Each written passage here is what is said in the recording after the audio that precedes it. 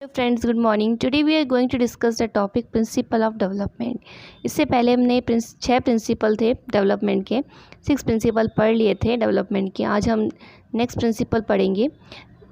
Development process is holistic in nature और we can say that it is a overall process. यानी जो development का process होता है वो हॉलिस्टिक होता है या फिर ओवरऑल प्रोसेस को कहते हैं. ओवरऑल क्यों होता है? Because it includes physical domain, cognitive domain, social domain or emotional domain. So development occurs by combining all these domain together and all these 4 domain affect each other.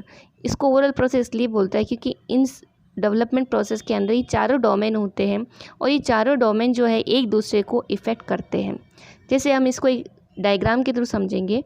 ये physical domain है, वो जो effect करता है cognitive domain को भी effect करेगा और सोशल इमोशनल डोमेन को भी इफ़ेक्ट करेगा. और जो सोशल या इमोशनल डोमेन है ये फिजिकल डोमेन और कॉग्निटिव को इफ़ेक्ट करेगी, और जो कॉग्निटिव डोमेन है वो फिजिकल को भी इफ़ेक्ट करेगी और सोशल इमोशनल डोमेन को भी इफ़ेक्ट करेगी. तो यानी ये चारों का जो कंबाइंड फॉर्म होता है इसलिए इसको हम जो है हॉलिस्टिक बोलते हैं. और इसके अंदर दूसरी इंपॉर्टेंट पॉइंट ये है कि if there is a problem occurs in one domain that affects can be seen in other domain also. अगर एक डोमेन में किसी भी तरह की कोई प्रॉब्लम होती है तो उसका जो इफेक्ट है दूसरे डोमेन में को भी देखने को मिलेगा. फॉर एग्जांपल जैसे कोई बच्चा है, अगर उसकी फ़िज़िकल ग्रोथ सही नहीं है तो हम कह सकते हैं कि उसकी जो मेंटल या इंटेलिजेंसी होती है, यानी उसका जो कॉग्निटिव थिंकिंग लेवल होता है वो भी इतना अच्छा नहीं होता है. इसलिए कहा गया है कि हमें एक अच्छा न्यूट्रिशन, एक हेल्दी डाइट और लेनी बहुत ज़रूरी होती है किसी भी स्टूडेंट के, ताकि उसका जो ब्रेन है वो एक्टिवली काम करे, उसको हर चीज़ रिमेंबर हो सके, याद हो सके कि ना. तो कहने का मतलब ये है कि जो डेवलपमेंट है वो एक हॉलिस्टिक प्रोसेस होता है. Then next, moving towards our next principle, development is cumulative और we can see that it is cumulative का मतलब होता है संचयी, यानी एक सभी चीज़ें उसके अंदर होती है. मतलब ओवरऑल कैसे, इसको तो हमने पहले वाले प्रिंसिपल ओवरऑल प्रोसेस पढ़ा था, लेकिन संचयी में क्या होगा, इसमें सभी चीज़ें आएगी. सभी चीज़ें क्या आएगी? In development our past experiences, old incidents occurs in one's life. Development के अंदर हमारे जो पास्ट एक्सपीरियंसेस है या फिर जो पुराने इंसिडेंट हमारी लाइफ में हुए उसका इफ़ेक्ट हमारी पर्सनैलिटी पर पड़ता है, या फिर डेवलपमेंट ऑफ ए पर्सन, या फिर उस पर्सन की जो पर्सनैलिटी होती है उसका प्रभाव उसके ऊपर पड़ता है. And also the incident occurs at present also effect on that person. या फिर हम कह सकते हैं कि उस पर्सन की लाइफ के अंदर जो प्रेजेंट में चल रहा होता है उसका भी इफ़ेक्ट उस पर्सन की लाइफ के अंदर, उसकी पर्सनैलिटी के अंदर, उसकी डेवलपमेंट पर पड़ता है. जैसे कि इसलिए इसको एक क्यूमुलेटिव कहा है. जो प्रिंसिपल ऑफ डेवलपमेंट है उसमें अर्ली एक्सपीरियंसेस भी होते हैं और लेटर एक्सपीरियंसेस भी होते हैं. इसलिए कहते हैं कि जो पर्सन जो होते हैं, समझदार पर्सन जो होते हैं, हम कहते हैं ना बड़े बुजुर्गों की राय लेनी चाहिए. वो क्यों कहते हैं? क्योंकि उनको उनकी लाइफ के अंदर एक्सपीरियंसेस होते हैं, वो हमें अच्छे से गाइड कर सकते हैं. हमें जैसे कोई चीज़ सब्जेक्ट चूज़ करना होता है तो हम एक काउंसलर के पास में जाते हैं. तो काउंसलर क्योंकि वो काउंसलिंग का काम करता है, उनको पता होता है कि कौन सी चीज़ सही है या कौन सी चीज़ नहीं है, ठीक है ना. तो इसलिए जो डेवलपमेंट है उसमें क्या है, एक तरह का क्यूमुलेटिव प्रोसेस, उसमें अर्ली एक्सपीरियंस के साथ में लेटर एक्सपीरियंसेस भी होते हैं. और हम कहते भी कि हम हमारी लाइफ से एक्सपीरियंसेस के थ्रू सीखते हैं. तो हम हमारे जो डेवलपमेंट हो उसमें हमारे एक्सपीरियंसेस के थ्रू भी सीखते हैं. जैसे कोई चीज़ हमने गलत काम किया है तो उस गलत काम का रिज़ल्ट क्या होता है, वो नेगेटिव होता है, इसलिए हम वो काम दोबारा नहीं करते हैं. तो कह सकते हैं कि हमारी पर्सनैलिटी के ऊपर जो है इस हमारे एक्सपीरियंस जो कि हमने पहले किए हैं या फिर हम अभी जो कर रहे हैं उन दोनों का कंबाइंड फॉर्म होता है, ठीक है ना. Then moving towards the next principle, that is principle of differentiation and integration. Principle of differentiation and integration ये बोलता है कि डिफरेंशिएशन का मतलब ये होता है अलग अलग करना या फिर विभेदन कह सकते हैं. सबसे पहले हम ये पढ़ेंगे कि ये एक ओल्डेस्ट प्रिंसिपल था डेवलपमेंट का. और इस प्रिंसिपल में ये है कि जब रिसर्च स्टार्ट हुई थी, research is started from these two principle. जब रिसर्च की गई थी प्रिंसिपल और डेवलपमेंट के ऊपर तो सबसे पहले ये 2 प्रिंसिपल के ऊपर की गई थी. डिफरेंशिएशन मीन्स अलग अलग करना, विभेदन मैंने आपको बता ही दिया है. To act in different way in different situation और perform act differently. Different situation में डिफरेंट तरह से एक्ट करना, डिफरेंट अलग अलग तरीक़ों से, ये कहलाता है हमारा डिफरेंशिएशन कहलाता है. इसको हम एग्जांपल से समझेंगे.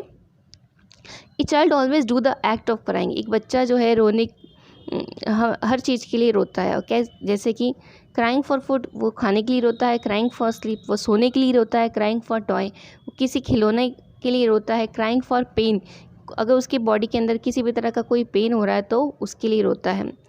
But later on age he grows he did not cry for these things, लेकिन जैसे जैसे वो बड़ा होता है वो इन चीज़ों के लिए नहीं रोता है। This is known as differentiation, ये अपना डिफ्रेंशिएशन कहलाता है।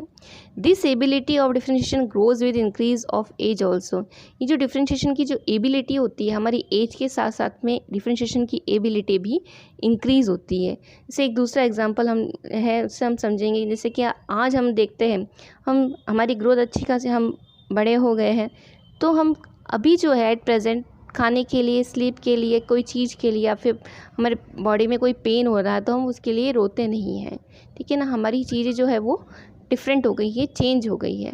देन ऐसी प्रिंसिपल के कंबाइंड फॉर्म में हम देखा जाए तो प्रिंसिपल ऑफ इंटीग्रेशन आता है। प्रिंसिपल ऑफ इंटीग्रेशन का मतलब होता है साथ साथ करना या फिर जोड़ने का इसका सिंपल मीनिंग होता है। इसको हम एक एग्जांपल से समझेंगे। When a person drive a car first time he saw the gear machine to change the gear instead of seeing front side because at first time he did not have ability of integration. जब कोई भी एक person है जब first time car drive कर रहा होता है तो सबसे पहले क्या होता है कि हमें फ्रंट साइड में देखना चाहिए, लेकिन वो फ्रंट साइड में नहीं देख के जब उसको गियर चेंज करने होते तो वो गियर मशीन को देखता है। क्यों? क्योंकि उसके अंदर फर्स्ट टाइम इंटीग्रेशन की एबिलिटी कम होती है, लेकिन धीरे धीरे जब वो प्रैक्टिस करता है तो वो गियर मशीन को नहीं देखिए फ्रंट में आगे की तरफ देखता है। तो कहने का मतलब है कि इंटीग्रेशन की एबिलिटी भी एज के साथ में, टाइम के साथ में डेवलप होती है। इसी जैसे कि एक दूसरा एग्जांपल लेंगे। When a child do cycling first time he see the pedal first instead of seeing front side. जिसे देखा जाता है कि जब बच्चा स्टार्टिंग में साइकिल चलाना सीखता है तो वो पैडल को देखता है, आगे इसकी इस तरफ नहीं देखता है। क्यों? क्योंकि उसकी इंटीग्रेशन की जो एबिलिटी होती है वो उसमें कम होती है, लेकिन बाद में प्रैक्टिस के साथ में जैसे जैसे वो बड़ा होता है तब उसके अंदर ये एबिलिटी डेवलप हो जाती है। और इस प्रिंसिपल को अच्छे से समझने के लिए हम एक ये जो पॉइंट है हैंड आई कोऑर्डिनेशन जो है उसको पढ़ेंगे। ये क्या होता है? टू परफॉर्म एन एक्ट और activity we use our hand, leg और other body part to perform that activity, this is known as integration. अगर हमें कोई भी चीज़ करनी है, किसी भी तरह की एक्टिविटी करनी है तो हमारे हाथ का यूज़ करते, पैर का यूज़ करते और दूसरे जो भी हमारे बॉडी पार्ट होते हैं जैसे हमारी आइज़ है, आँखें, इन सब भी का यूज़ करते हैं। इनका जो कंबाइंड फॉर्म होता है उसको हम क्या बोलते हैं? इंटीग्रेशन बोलते हैं, ठीक है ना। तो इंटीग्रेशन में बेसिकली हमें इसको एग्जांपल देखेंगे तो बैडमिंटन जो गेम होता है, या फिर हम कह सकते हैं कि हम जब कभी भी एक कार ड्राइव करते हैं तो बैडमिंटन और जब गेम खेलते हैं तो आपको ये ध्यान रखता है कि बैडमिंटन के अंदर हम हमारे लेग्स का यूज़ करते हैं, हमारी हैंड्स का यूज़ करते हैं, हमारी आइज़ का यूज़ करते हैं। तो ये कोऑर्डिनेशन है, इसी को हम हैंड आई कोऑर्डिनेशन बोलते हैं। हमें गेम खेलने के लिए इन सभी के अंदर कोऑर्डिनेशन होना बहुत ज़रूरी होता है। वैसे ही अगर कोई इंसान ड्राइव करता रहता है तो वो उसको गियर भी चेंज करने होते हैं, उसको क्लच भी दबाना पड़ता है, पेडल्स भी दबाने पड़ते हैं, उसको फ्रंट मिरर के अंदर भी देखना, उसको सामने कांच की साइड में भी देखना पड़ता है, साइड मिरर होते हैं उसमें भी देखना होता है, ब्रेक भी लगाना होता है। तो ये क्या है? एक तरह का कोऑर्डिनेशन है, इसी को अपन हैंड आई कोऑर्डिनेशन कहते हैं, है ना। Then moving towards our next principle, that is principle of plasticity और फ्लेक्सिबिलिटी। ये बहुत ही इंटरेस्टिंग प्रिंसिपल है। प्रिंसिपल ऑफ प्लास्टिसिटी और फ्लेक्सिबिलिटी का मतलब ये होता है the life of a person is plastic और फ्लेक्सिबल इन नेचर। जो पर्सन की लाइफ है वो फ्लेक्सिबल होती है, यानी चेंजेबल होती है, हम उसको चेंज कर सकते हैं। The things occurs in one life at present, later on it will not happen, we behave accordingly to the change occurs in one's life. जो भी चीज़ें एक पर्सन की लाइफ में होती है वो लेटर ऑन उसकी लाइफ में नहीं होती है, उसी के अकॉर्डिंग वो पर्सन बिहेव करता है अपनी लाइफ के अंदर। For example, if a person face problem in his life, later on he cope up with this problems.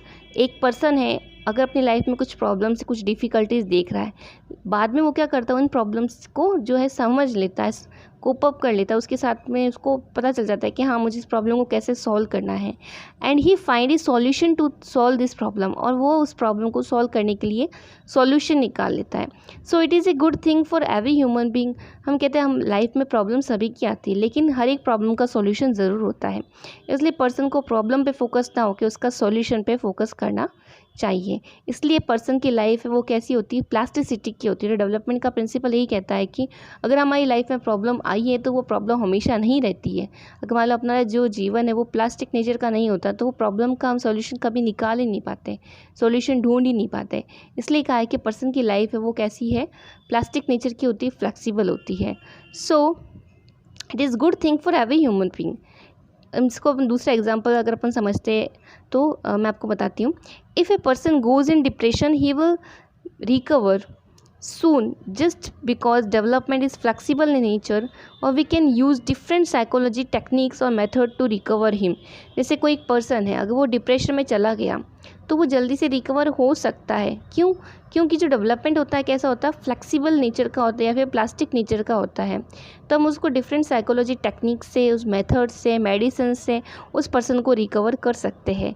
लेकिन if we assume that our development is not plastic or flexible in nature, in that case if a person goes in depression he can't be recover. अगर हम मान लो हम ये कहते हैं कि हमारा जो डेवलपमेंट है वो प्लास्टिक नेचर का नहीं होता, तो अगर कोई पर्सन डिप्रेशन में चला गया है तो वो हमेशा डिप्रेशन में ही रहेगा, वो वापस रिकवर नहीं हो सकता है. So that is good thing that development is plastic nature. तो हमारा जो जीवन है, हमारा जो डेवलपमेंट, हमारा जो विकास है वो प्लास्टिक और फ्लेक्सिबल नेचर होना बहुत ज़रूरी है. कि हमारी लाइफ के अंदर अगर प्लास्टिकनिसिटी नहीं होगी तो हमारी लाइफ के अंदर हमारा जो डेवलपमेंट है उसको भी इफ़ेक्ट करेगा और इस तरह से प्रॉब्लम्स भी आएगी. तो ये था हमारे principle of development. Thank you so much. If you like my videos and please do share it and also like it. Thank you so much.